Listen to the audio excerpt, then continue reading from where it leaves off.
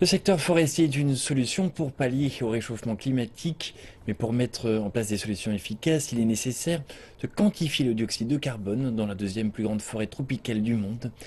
Les pays de l'Afrique centrale, notamment la République du Congo, ont mis en place une collecte des données et la Commission des forêts d'Afrique centrale, en charge de l'harmonisation des politiques forestières et environnementales en Afrique centrale, soutient ce projet. Détail dans ce reportage.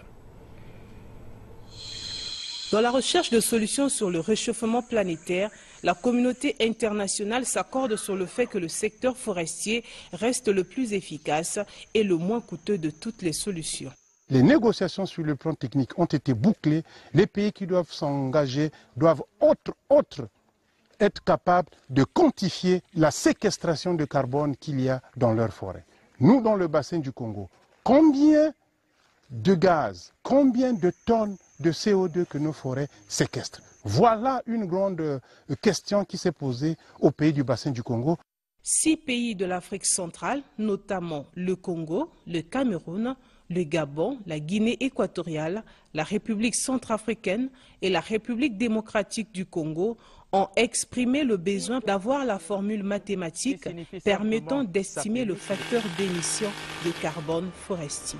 La mise en place de la méthodologie régionale pour la collecte des données a obéi à un type de forêt. Ainsi, le travail sur l'estimation de la biomasse a commencé dans l'ensemble des pays concernés. Au niveau sous-régional, la Commission des forêts d'Afrique centrale, en charge de l'harmonisation des politiques forestières et environnementales en Afrique centrale, soutient cette première phase du projet.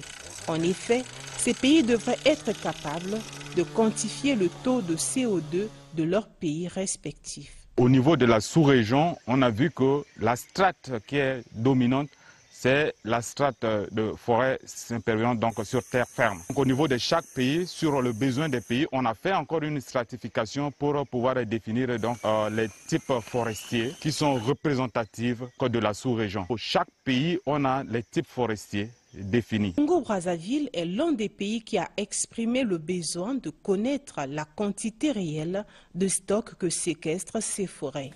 Ainsi, avec ces immenses forêts denses sur terre ferme, l'UEFA Ludungu, situé dans la sous-préfecture de Dongou, dans le département de la Likwala au Nord Congo, a été choisi pour abriter le projet PRERED+.